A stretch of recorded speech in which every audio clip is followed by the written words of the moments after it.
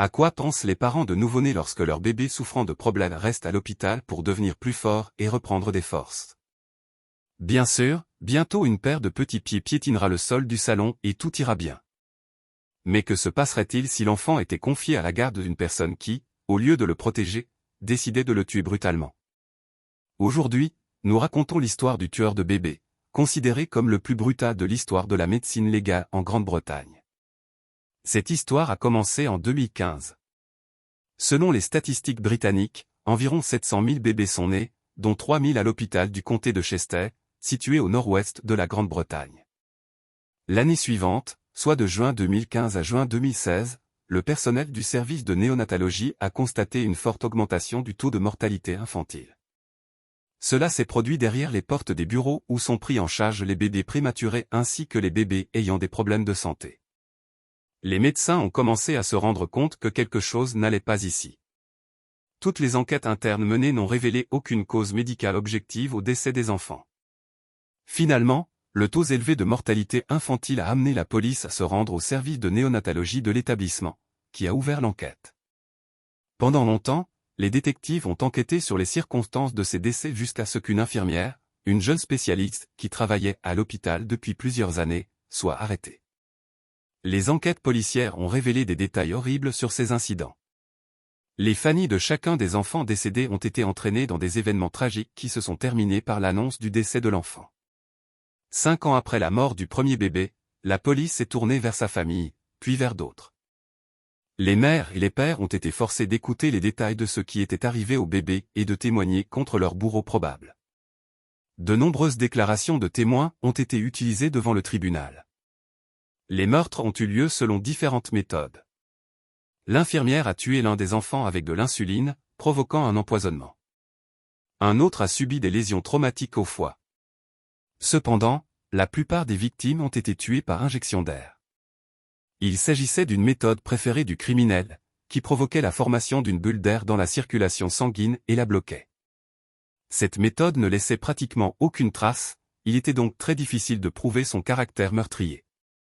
On ne sait pas avec certitude pourquoi l'infirmière a tué des enfants, mais il est clair d'où elle a obtenu cette compétence.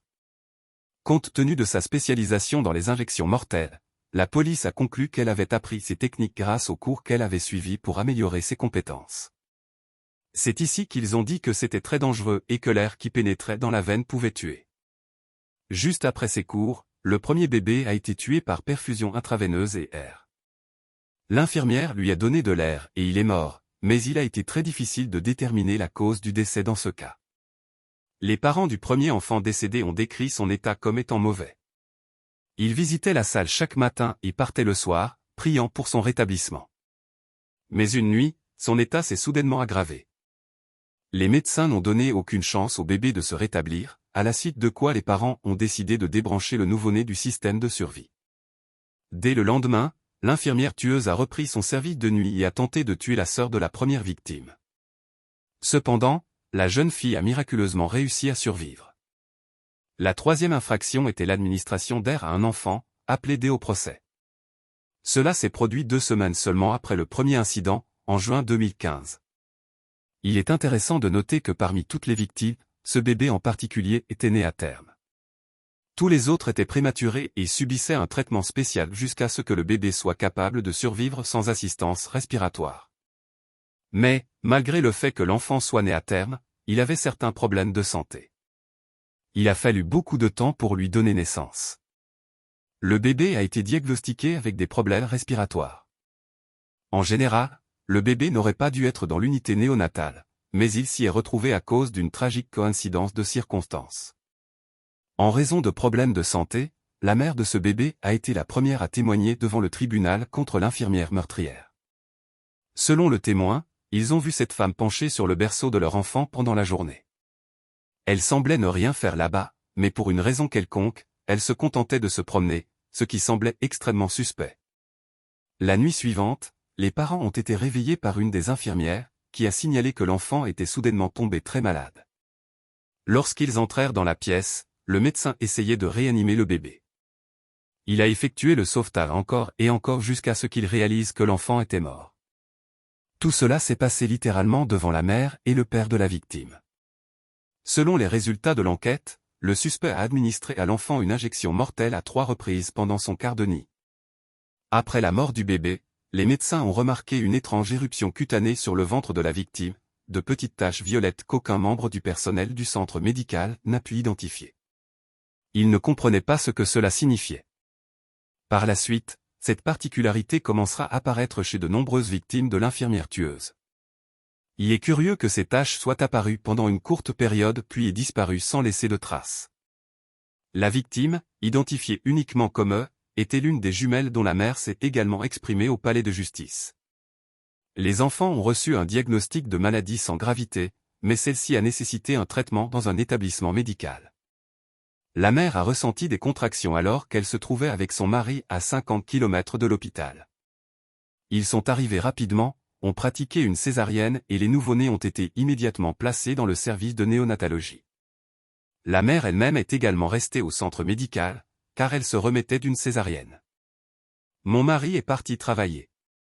À un moment donné, le 3 août, la mère des jumeaux est allée vérifier s'ils allaient bien.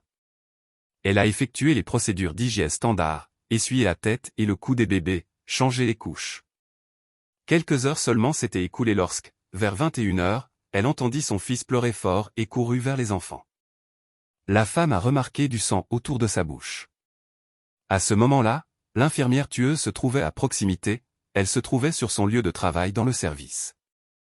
Il a été établi plus tard que la mère de l'enfant avait failli surprendre l'infirmière en train d'essayer de tuer le bébé, lui faisant ainsi peur. Cependant, elle n'a pas eu le temps de comprendre exactement ce qui représentait un danger pour son enfant. La mère a commencé à crier, puis une autre infirmière est arrivée et a envoyé la mère dans la salle pour qu'elle se calme. À ce moment-là, le bébé a commencé à saigner abondamment, ce qui n'a pas pu être arrêté. Les médecins se sont battus pour sa vie pendant environ 1 heure, mais tout a été en vain. Dans ce cas, comme chez d'autres enfants, la même éruption cutanée suspecte est apparue sur le corps. Comme dans l'autre cas, ses propres parents ont été témoins de la mort du bébé. Ils ont vu le suspect avec les enfants. Le médecin du service qui a remarqué que l'éruption cutanée réapparaissait au moment du décès a noté cette tendance. Il n'avait jamais rencontré quelque chose de pareil, mais il souhaitait découvrir le mystère de ce phénomène monstrueux. Il s'est donc plongé dans une recherche dans tous les ouvrages de référence médicaux. Résultat, il a constaté un symptôme similaire qui correspondait à un blocage de l'artère pulmonaire. Ce moment s'est avéré être un tournant pour l'ensemble du personnel médical. Ils se sont retrouvés sur le point de résoudre les mystérieuses morts de bébés à la clinique et ont poursuivi leur enquête. Plus tard, devant le tribunal, le médecin a admis qu'il avait enfin compris à quoi il faisait face quelques mois seulement après la mort de tous ses enfants. Certaines des victimes ont perdu connaissance, mais ont heureusement survécu. Après le décès de l'enfant tous les médecins de la clinique sont devenus plus attentifs. Il était évident pour tout le monde que quelque chose de sinistre se passait, mais personne ne pouvait penser que c'était l'œuvre d'une personne censée protéger la vie des enfants. Le médecin, qui a conclu que tous les enfants étaient exposés à une embolie pulmonaire, a commencé à rechercher d'autres schémas. Au fil du temps, il fut le premier à remarquer que pendant tous les quarts de travail où les bébés mouraient, l'infirmière Lucy Ledby était de service. C'est elle que les parents ont vue avant la mort de leurs enfants. Cela semblait impossible, personne ne pouvait croire qu'une femme aussi douce que Lucy puisse faire une telle chose. Lucy Ledby est née le 4 janvier 1990, fille unique d'un directeur financier et comptable. Elle a grandi à Hereford et a fait ses études à l'Elston High School et au Hereford College. Selon une amie d'enfance, c'était une jeune fille studieuse qui souhaitait devenir infirmière responsable des nouveau-nés dès son plus jeune âge. Lucy a poursuivi ses études en soins infirmiers à l'université de Chester. En tant qu'étudiante, elle a travaillé comme infirmière pendant ses 3 années d'études, effectuant un stage au Liverpool Women's Hospital. Toute la famille était fière de sa grande réussite académique. Ils croyaient qu'elle était passionnée par l'aide aux enfants et que ce travail était sa vocation. Plus tard, en 2010, elle a obtenu un emploi d'infirmière dans le service néonatal de l'hôpital où se sont déroulés ces terribles événements. Selon ses proches, Lucy aimait sauver la vie des bébés, les voir se rétablir et soutenir leur famille. La femme était activement impliquée dans des œuvres caritatives et participait à la collecte de fonds pour les enfants malades. Compte tenu de sa nature douce et bon enfant, beaucoup refusaient de croire qu'elle puisse être impliquée d'une manière ou d'une autre dans la mort des enfants. Mais tout indiquait que c'était Lucie qui introduisait de l'air dans le sang de ses petites victimes. Pendant un certain temps, les médecins ont cherché d'autres indices pour confirmer leurs soupçons, car de nombreux doutes subsistaient quant à son implication. En conséquence, tout le monde a convenu que Lucie devait être signalée à la direction de l'établissement médical. C'est à ce moment-là que la perte de conscience de l'enfant a été enregistrée. Après un appel répété, le médecin-chef de l'hôpital a pris connaissance des inquiétudes des médecins du service de néonatologie au sujet de Lucie. Cependant, ce soir-là, la direction de l'organisation était occupée à résoudre ces problèmes et à simplement ignorer toutes les préoccupations, sans se rendre compte à quel point tout était grave. En outre, ils ont essayé de faire pression sur les médecins afin qu'ils ne suscitent pas de bruit et de panique et n'attirent pas inutilement l'attention du public sur cette situation. La réputation de l'hôpital était en danger et la direction craignait une telle issue. À ce stade, les médecins avaient déjà demandé à plusieurs reprises à la direction de l'hôpital de faire au moins quelque chose contre l'infirmière meurtrière. Cependant, ils ont été complètement ignorés, personne ne les a crus. Les collègues de l'infirmière étaient confuses, elles ne savaient pas quoi faire ni si elles devaient s'adresser à la police, car à cette époque elles doutaient encore que Lucie soit capable de telles atrocités. Les médecins ont été placés dans une situation où ils ont dû prendre du recul et réanalyser tout ce qu'ils savaient. Le fait est que les enfants en bonne santé ou presque, nés prématurément, meurent sans raison sérieuse apparente. Dans le même temps, les bébés n'ont pas répondu aux efforts de réanimation et, dans la plupart des cas, une mystérieuse éruption cutanée est apparue, qui a disparu après la mort. Ils ont finalement conclu que la meilleure solution serait que la police enquête pour déterminer si Lucie était en faute dans ces affaires. Le personnel de l'hôpital a donc contacté directement la police. Selon le médecin qui a donné l'alerte le premier, il a fait tout ce qu'il fallait pour protéger les enfants de son service. Cependant, le médecin n'a pas pu joindre les autorités supérieures et en retard pourrait coûter la vie à d'autres bébés. Par conséquent, le médecin a pris la seule bonne décision en contactant les forces de l'ordre. La police a immédiatement commencé à enquêter sur ces crimes odieux. Au fur et à mesure que l'affaire avançait, des rumeurs ont commencé à se répandre dans tout l'hôpital. Même avec une analyse superficielle, le lien entre Lucie et les enfants morts est devenu évident. Cela s'est produit exclusivement pendant son quart de travail. Elle était toujours là pour les enfants lorsqu'ils commençaient à avoir des problèmes. L'information à ce sujet s'est rapidement répandue parmi le personnel médical. Les rumeurs se sont répandues, la situation dans l'équipe s'est aggravée et des accusations ouvertes ont commencé contre Lucie Ladby. Elle a subi des pressions ouvertes, mais elle n'a pas admis son implication dans la mort de bébé. L'infirmière pensait qu'ils avaient ainsi décidé d'en faire un cas extrême, en annulant un certain nombre d'échecs liés à l'incompétence d'autres médecins, et a qualifié toutes les accusations portées contre elle de chasse aux sorcières. Cela a commencé en juillet 2015. Plus tard, une coalition de médecins s'est formée pour tenter de rejeter la responsabilité des décès sur l'infirmière. Ils ont ensuite témoigné au procès, au cours duquel Lucie les a accusés d'avoir comploté pour lui faire porter la responsabilité de la mort des bébés dans l'unité néonatale. L'accusé n'a pas hésité à porter des accusations ouvertes, estimant que cela dissimulerait des violations évidentes impliquant la direction de l'hôpital. Cela pourrait rendre de nombreux employés de l'établissement médical, ainsi que la direction de l'hôpital, responsables de la mort d'enfants. En fait, un groupe de 4 médecins recherchait les causes du décès des nouveau-nés. Ils ont tout dit qu'ils ne voulaient pas croire qu'une infirmière censée protéger les enfants et sauver des vies leur ait délibérément administré des injections mortelles. Cependant, plus les faits étaient vérifiés, plus le lien devenait évident. Après une étude minutieuse de toutes les circonstances, les médecins sont arrivés à la conclusion qu'il n'y avait pas d'alternative autre que l'introduction d'air, comme l'indiquent de manière fiable les taches caractéristiques qui disparaissent. Le plus gros problème était que l'injection létale ne laisse pratiquement aucune trace. Il est extrêmement difficile de prouver quelle est la cause du décès. Les seules pistes qui pourraient fournir des preuves solides contre l'infirmière étaient 2 cas d'empoisonnement d'enfants à l'insuline. Cependant, au moment où les tests ont été effectués, l'affaire n'avait pas encore été menée. Au cours de la période écoulée, il a été incroyablement difficile de trouver ces analyses. Cependant, la preuve de la culpabilité était en jeu dans une atrocité sans précédent par son ampleur, et les médecins et les enquêteurs ont donc dû travailler dur pour recueillir des preuves.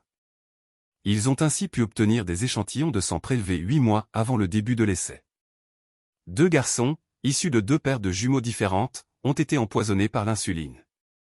Le contenu de cette substance dans le sang était nettement supérieur à la norme naturelle. Une erreur de ce type a été exclue car l'établissement médical dispose d'un système de sécurité qui ne permettra pas l'administration accidentelle d'une dose élevée de cette hormone. Cependant, la victime présentait des indicateurs anormaux ayant entraîné la mort, ce qui a été confirmé après vérification des matériaux trouvés. Ces enfants morts, empoisonnés par l'insuline, étaient précisément sous la garde de Lucie. Un autre cas important pour l'enquête est la mort de l'enfant probablement la plus brutale de toutes. C'était le même bébé qui commençait à saigner abondamment et la mère a vu Lucie à côté de lui. Selon le personnel médical, une sorte d'instrument métallique lui a été introduit dans la bouche, ce qui a provoqué d'importantes lésions internes. Tout au long de la réanimation, qui a duré près d'1 heure, le bébé a saigné de la bouche et du nez. Au total, il a perdu un quart de son volume. Les médecins se sont battus désespérément pour sa vie, pratiquant la RCR et administrant 5 doses d'adrénaline pour lutter contre son arrêt cardiaque. Le rythme cardiaque revint pendant un moment. Cependant, à ce moment-là, il ne respirait plus depuis plus de 15 minutes, il n'avait donc aucune chance de survivre. Au moment du décès, alors que l'enquête était toujours en cours, il a été déterminé que le décès était dû à des causes naturelles. Des saignements aussi importants peuvent survenir en raison d'infections intestinales, qui dérangent parfois les bébés. Étant donné qu'à l'époque il n'existait aucun soupçon quant à l'implication du personnel médical dans les accidents, aucune autopsie n'a été pratiquée.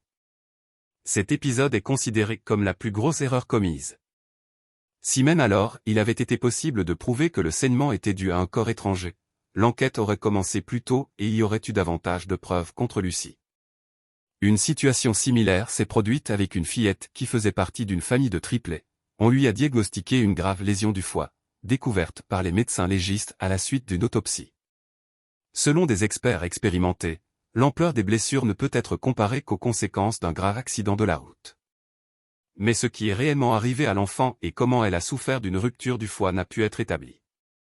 Cependant, Lucie ne s'est pas arrêtée là et a tué le deuxième enfant de ses triplés, qui s'est fait appeler R au tribunal. Curieusement, il n'y a eu aucune mort tragique pendant une assez longue période alors que Lucie était en vacances et passait du temps à Ibiza.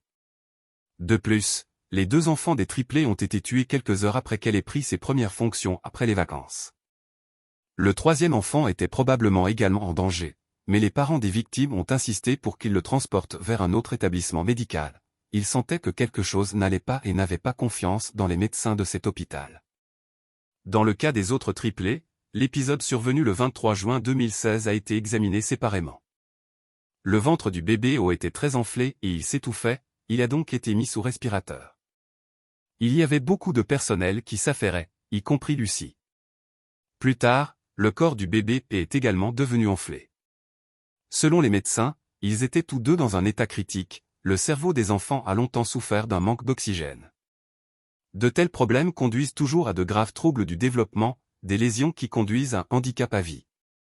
Dans de nombreux cas, les victimes meurent. Les crises de bébé se sont poursuivies tout au long de la journée jusqu'à sa mort à 17 heures. À cette époque, les médecins continuaient à se battre pour la vie du bébé P, attendant l'arrivée de l'équipe de transport pour transférer le bébé vers un autre hôpital du centre, tandis que le reste du personnel médical était très nerveux et littéralement comptait les minutes jusqu'à l'arrivée du service. Lucie a fait un commentaire qui a choqué tout le monde. De toute façon, il ne survivra pas. Cela lui fut dit si calmement que tout le monde fut choqué. Les autres ont fait tout leur possible pour se sauver. Ce n'est que plus tard, lorsque le lien de cette infirmière avec les événements tragiques est devenu évident, que le sens inquiétant de ses paroles est devenu clair. Lucie a littéralement apprécié le drame qui se déroulait devant elle et a attendu la mort du bébé. C'est après ces événements que les médecins, désespérés, se sont tournés vers la police. Quelque temps après l'attaque des triplés, Lucie Ladby a été transférée dans une autre salle. Aucun problème de ce type n'y a été identifié, bien que le même personnel ait effectué des tâches similaires, les morts mystérieuses dans ce département ont cessé. Cependant, les médecins ont compris que des mesures de sécurité plus strictes étaient nécessaires. En conséquence, Lucie a été suspendue de son travail 1 mois après le décès des enfants P et O. Pendant tout ce temps, l'hôpital était calme, mais il n'y avait aucune preuve solide contre elle, et Lucie a commencé à porter plainte contre l'hôpital en raison de sa suspension de travail sans raison apparente. En conséquence, la direction de l'établissement médical lui a présenté ses excuses et il a été décidé de la remettre au travail. Des collègues ont soutenu que c'était une mauvaise décision. Ils ont insisté sur le fait que Lucie ne pourrait retourner dans la salle qu'après l'installation de caméras de vidéosurveillance dans chaque salle afin de pouvoir la surveiller et vérifier les informations. Et cela a aidé, une fois les caméras installées, de tels cas ne se sont plus produits, même après le retour au travail de l'infirmière. Entre-temps, une enquête était en cours, la police a trouvé des preuves selon lesquelles Lucie voulait attirer l'attention de l'un des médecins réanimateurs, dont le nom n'a pas été divulgué. Des notes d'amour qui lui étaient adressées ont été retrouvées plus tard dans sa maison. Il était l'un des médecins hospitaliers qui travaillait au service natal. Cependant, l'homme était marié, avait 17 ans de plus qu'elle, et considérait l'infirmière comme une simple amie et collègue et n'avait aucun sentiment amoureux pour elle. Ils entretenaient une relation très confiante, ils allaient ensemble à Londres pour suivre des cours de perfectionnement, déjeunaient ensemble, marchaient ensemble, correspondaient constamment et il la raccompagnait souvent chez elle. Lorsque ce médecin s'est présenté à l'audience pour témoigner, Lucie a perdu le contrôle d'elle-même pour la première fois au cours du procès. Il semblait qu'avant cela, elle était détachée et ne réagissait à rien, mais lorsque l'homme est entré dans la salle d'audience, elle a commencé à pleurer, à essayer de se lever et de partir jusqu'à ce que l'avocat calme l'accusé. Plus tard, cette réaction n'a pas pu être expliquée, mais tout cela a semblé très étrange. Cependant, Lucie Letby a affirmé qu'elle avait des sentiments exclusivement amicaux envers le réanimateur, et il l'a confirmé. Cependant, les psychologues et les experts qui ont enquêté sur l'incident ont établi des analogies plus sombres. Lucie lui écrivait des notes d'amour, était heureuse quand il lui offrait des chocolats après des tragédies pour lui remonter le moral et surveillait constamment ses pages sur les réseaux sociaux. Et pas seulement lui, mais aussi sa femme et ses enfants adolescents. Lucie était littéralement obsédée par le réanimateur. À leur avis, la femme ne pouvait pas être avec son bien-aimé parce qu'il était déjà marié. Elle a donc provoqué des situations lorsqu'il s'est retrouvé dans une situation de crise avec elle, ce qui pourrait les rapprocher. C'est lui qui a procédé à la réanimation dans chaque cas. Cependant, l'accusé a rejeté ces déclarations devant le tribunal, les qualifiant de spéculation. En juillet 2018, Lucie Letby a été arrêtée pour la première fois. 2 perquisitions ont été menées simultanément, une équipe de police a perquisitionné la maison des parents de l'infirmière et l'autre a perquisitionné son domicile. Au cours de ces activités, une énorme quantité de preuves et de données utiles ont été découvertes qui ont contribué à l'enquête et à la preuve de la culpabilité du criminel. Il s'agissait de documents médicaux, de notes et de post-its, de photographies de cartes d'enfants sur le téléphone portable du suspect. Nous y reviendrons plus en détail plus tard. Elle a ensuite été libérée sous caution et arrêtée 1 an plus tard, en juin 2019. Lucie Letby a été accusée du meurtre de cet enfant, ainsi que de la tentative de meurtre de 10 autres. Le procès a débuté en octobre 2022. 8 femmes et 4 hommes ont été jurés lors du procès, et tous ont été informés qu'un long procès d'au moins 6 mois les attendait.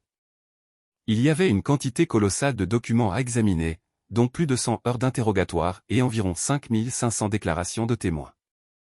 Cependant, la divulgation d'informations était soumise à de sévères restrictions. L'affaire était non seulement difficile, mais aussi délicate, l'identité des victimes n'a pas été révélée en raison de leur âge. Parmi les preuves importantes figuraient les cartes que Lucie avait confectionnées pour les parents de ses victimes. Elle a écrit de petites lettres de condoléances, après quoi elle a pris des photos avec elle, qui ont toutes été retrouvées dans le téléphone de Letby. C'était un spectacle étrange et ressemblait à une sorte de galerie de trophées. Il y avait aussi des lettres de gratitude de parents dont les enfants ont terminé avec succès la période de convalescence ou d'alimentation artificielle dans un établissement médical. L'un des moments les plus dramatiques du procès a été la description et la démonstration des notes autocollantes trouvées au domicile de l'infirmière. Dans l'un d'eux, elle se présente comme l'incarnation du mal, dans un autre, elle admet avoir tué des bébés. Une partie de la note disait « Je ne mérite pas de vivre, je les ai tués exprès parce que je ne suis pas assez bon pour prendre soin d'eux. Je suis une personne terriblement méchante, je suis méchante, je l'ai fait. » Sur une autre partie de la note, il était écrit « Aidez-moi, je ne peux plus faire ça. » Lucie tenait une sorte de journal dans lequel elle décrivait tous les problèmes qu'elle rencontrait dans la vie. L'infirmière croyait qu'elle n'aurait jamais ses propres enfants, qu'elle n'aurait pas un conjoint et une famille aimants, qu'elle ne se considérait pas assez bien en tout et se disait effrayée. Lucie déversait toute sa douleur dans ses courtes notes, exsudant littéralement le désespoir. Elle pleurait tous les jours. En même temps, elle a écrit qu'il n'y avait rien de mal, mais qu'elle était anxieuse de ce qui se passait. Au début, Lucie appréciait la communication et l'amitié avec le réanimateur dont elle était amoureuse, décrivant en détail leur rencontre, comment il la soutenait, mais à la fin même cet homme a tourné le dos à Lucie début 2018, peu de temps avant sa première arrestation. Cependant, cela a été écrit pendant la période où l'infirmière était suspendue de son travail. Elle est devenue déprimée parce que le travail était le sens de sa vie. L'avocat a fait valoir que ces notes ne constituaient pas une preuve de culpabilité, d'autant plus que l'infirmière était confrontée à un grand nombre de problèmes, elle avait été suspendue de son travail, d'autres employés de l'hôpital l'avaient attaquée avec des accusations et son état mental n'était pas stable. Et elle s'en voulait de ce qui s'était passé parce qu'elle n'avait pas le temps d'aider les petits patients. L'avocat de la défense pensait que dans ses notes, elle n'admettait pas qu'elle était celle qui avait commis le meurtre, mais qu'elle n'y était qu'indirectement impliquée. Comme preuve de culpabilité, le procureur a utilisé une note avec les noms des triplées victimes de l'agression de l'infirmière, leur nom et leur date de naissance y étaient écrits, ainsi que des mots de regret et des mots considérés comme une implication dans la tragédie qui s'est produite. Cette note se trouvait avec le dossier médical des enfants sous le lit du suspect lorsque la police est venue dans son appartement pour le fouiller. Lucie a rétorqué que ces notes auraient pu se retrouver accidentellement chez elle lorsqu'elle avait oublié de jeter tout le contenu des poches de son manteau de travail. Il s'est avéré que les tâches de l'infirmière travaillant dans ce service consistaient notamment à prendre des notes à la fin de la journée de travail. Ils sont saisis dans un terminal spécial et peuvent être utilisés pour reconstituer des événements dans des cas particulièrement difficiles avec des patients. Afin de ne pas courir au terminal à chaque fois, Lucie a pris des notes dans son carnet, afin de pouvoir transférer les informations au système hospitalier plus tard, après son quart de travail. Cependant, au lieu de jeter les brouillons dans la poubelle confidentielle, elle les rapportait souvent à la maison. Par la suite, ces informations ont été utilisées par la police dans le cadre de son enquête sur les incidents. Cependant, l'accusation a insisté sur le fait qu'elle avait laissé les notes intentionnellement, il s'agissait d'une sorte de souvenir ou de trophée conservé en souvenir des victimes. Lucie Ladby a pris la parole pour sa propre défense pour la première fois en preuve. En larmes, elle a déclaré s'être sentie déprimée lorsqu'on lui a retiré son travail habituel, qui était tout pour elle. La prévenue a souligné qu'une période particulièrement difficile a été celle où elle a été emprisonnée. Les conditions étaient terribles, aggravées par son état émotionnel dépressif, et encore pire que lorsque la police est venue pour la première fois perquisitionner son domicile. Cela s'est produit à 6 heures du matin et les enquêteurs se sont rendus à son appartement à Chester. À cette époque, elle était avec son père. La femme a été accusée de plusieurs meurtres d'enfants, ce qui l'a complètement choquée. 3 jours après son arrestation, elle a été libérée sous caution, mais une deuxième arrestation a suivi en 2019. Selon Lucie, il a laissé une marque indélébile dans sa vie, elle a commencé à avoir peur des sons forts et du bruit, et sa sensibilité aux irritants a considérablement augmenté. Un psychologue de la prison lui a diagnostiqué un trouble de stress post-traumatique. Tout cela a été aggravé par le procès. La femme a été emmenée au tribunal, située à 1h30 de route du lieu de détention, elle n'a été ramenée à sa cellule que vers 19h. Tout cela l'a extrêmement épuisée, si souvent qu'elle a refusé d'assister aux audiences du tribunal devant les familles des enfants assassinés. Les parents des victimes ont trouvé cela offensant. L'accusée a déclaré au tribunal qu'il s'agissait d'une période difficile pour elle, au cours de laquelle elle a été victime de discrimination et d'accusations. Lucie a également perdu son travail préféré, ce qui l'a particulièrement durement touchée. Tout autour d'elle la pressait, y compris le fait qu'elle risquait de perdre sa liberté et de ne jamais se marier. Parfois, elle se sentait complètement impuissante. Durant cette période, Lucie a été accusée d'incompétence concernant son travail d'infirmière dans la salle des enfants de l'hôpital, où étaient sauvés les bébés prématurés. En outre, elle souffrait de troubles mentaux, qui commençaient à se manifester en raison des difficultés qui lui étaient arrivées. Selon l'accusée elle-même, elle a obtenu un emploi d'employée dans un établissement médical en 2010. La jeune fille était infirmière qualifiée à plein temps. Lucie travaillait dans des chambres d'enfants où étaient gardés 3 à 4 bébés. En tant qu'infirmière, la femme a suivi des cours spéciaux pour améliorer ses compétences par la suite, elle a étudié à plusieurs reprises dans ce but, améliorant constamment ses connaissances. En conséquence, la jeune professionnelle a obtenu son diplôme de préceptrice assez tôt dans une carrière typique d'infirmière. Cependant, Lucie a expliqué cela par le fait qu'elle aimait vraiment son travail. Par conséquent, j'étais heureux d'acquérir de nouvelles compétences et d'améliorer mes compétences. L'infirmière a terminé son prochain cours de 6 mois à Liverpool au printemps 2015, ce qui lui a permis de travailler avec des bébés et des enfants sortant des soins intensifs. La femme était très fière de son travail. Il était évident qu'elle n'échangerait cet endroit contre rien au monde. De juin 2015 à juin 2016, Lucie Latby a travaillé dans le même département. Durant cette période, plusieurs patients particulièrement graves et présentant des besoins complexes ont été admis à l'hôpital. Les enfants ont été diagnostiqués avec des maladies graves, telles que des problèmes de coagulation sanguine.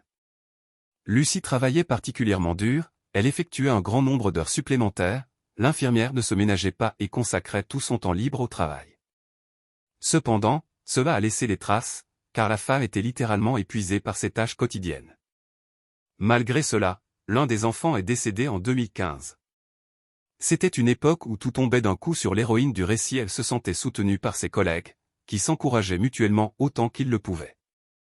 Vraisemblablement, cet incident n'était pas de sa faute, mais la femme a tellement aimé la façon dont cet incident tragique a rassemblé toute l'équipe qu'elle a voulu le répéter.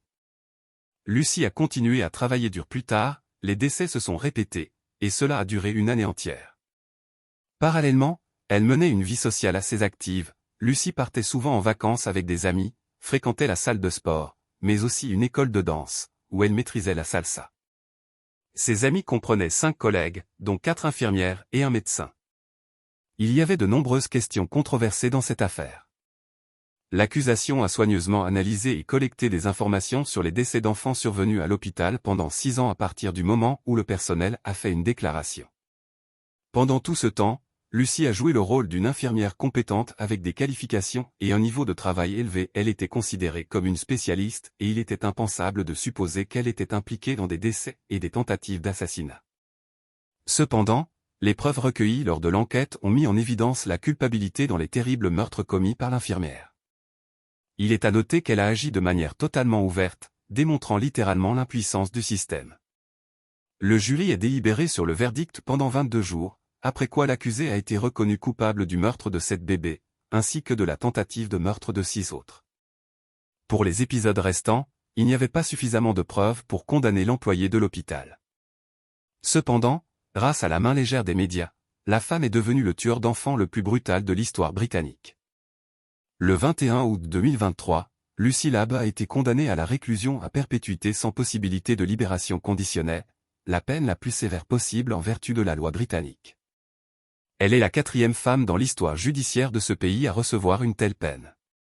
Les enquêteurs se sont désormais tournés vers une période de travail antérieure. Lucie, l'infirmière, a travaillé longtemps à l'hôpital pour femmes de Liverpool.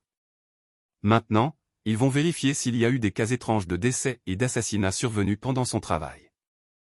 D'autres accusations pourraient être portées contre Lucie à l'avenir si des preuves apparaissent. Si vous avez aimé mon travail, abonnez-vous à la chaîne, soutenez cette vidéo avec un like et discutons de cette histoire effrayante dans les commentaires.